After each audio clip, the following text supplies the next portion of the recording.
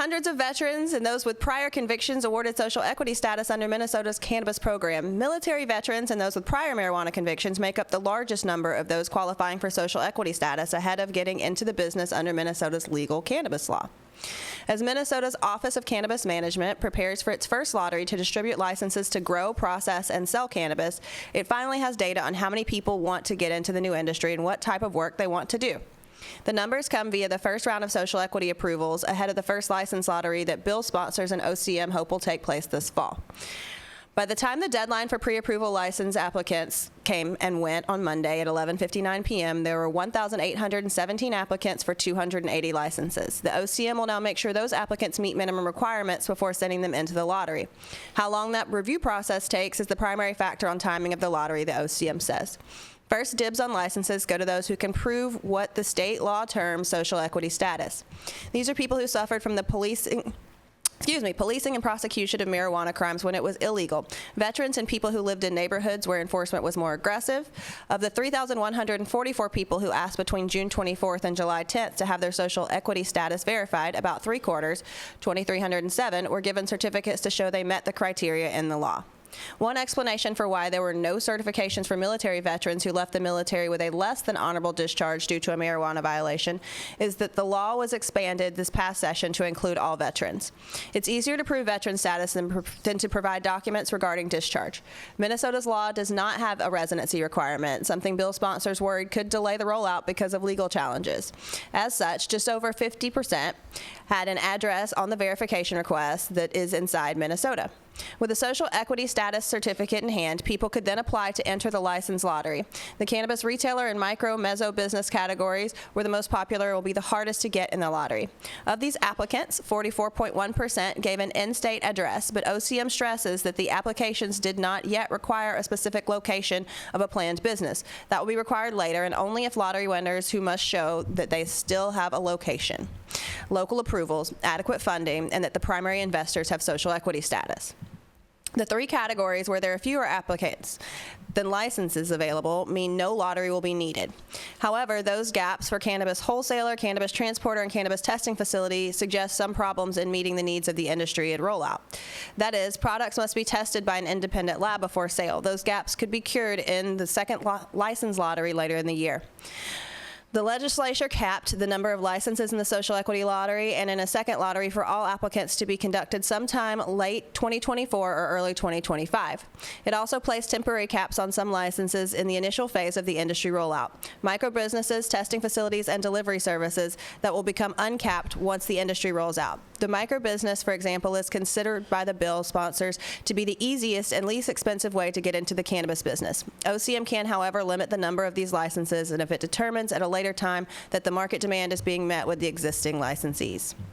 With one significant exception, lottery winners will be able to prepare to enter the new business when final state rules are adopted sometime in the fall. This pre-approval was meant to give social equity applicants a leg up to have financing, business structures, and locations in place when the rollout happens in the spring.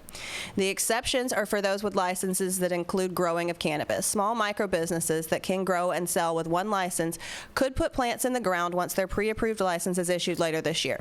Meso businesses are also allowed to both grow and sell retail, but with a larger plant capacity than micro businesses.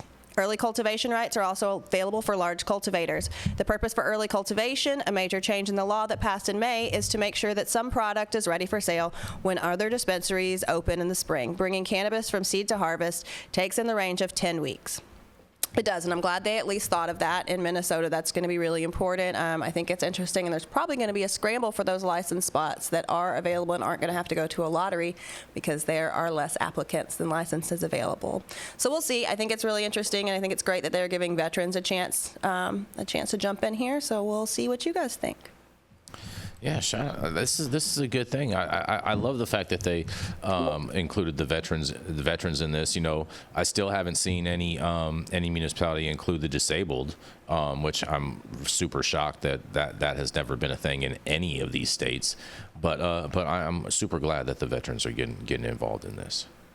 That is super cool. Mm-hmm. Definitely agree with that. Anything where we can get the veterans involved with cannabis is awesome, and I got to get behind that. That's really good. Yeah. Yeah, but this notion of staggering because of the time it takes to produce cannabis That worries the heck out of me because any delays in rolling out that retail means that those manufacturers and producers are going to be sitting on product that's likely going to oxidize and be less delicious to the consumer / patient when it finally does get sold. And so, yeah, it takes potentially 10 weeks to grow an indoor crop. There is some curing, some some post-production things that need to be done. That adds a few more weeks. But I'd be very concerned if I was a cultivator in this state with the idea that they're going to two-step this, because I can't think of another state that has rolled out efficiently on time in a way that would make me feel comfortable that my biomass was going to get sold quickly enough. So I think that's a mistake. I understand the thinking behind it, and on paper, it makes a lot of sense.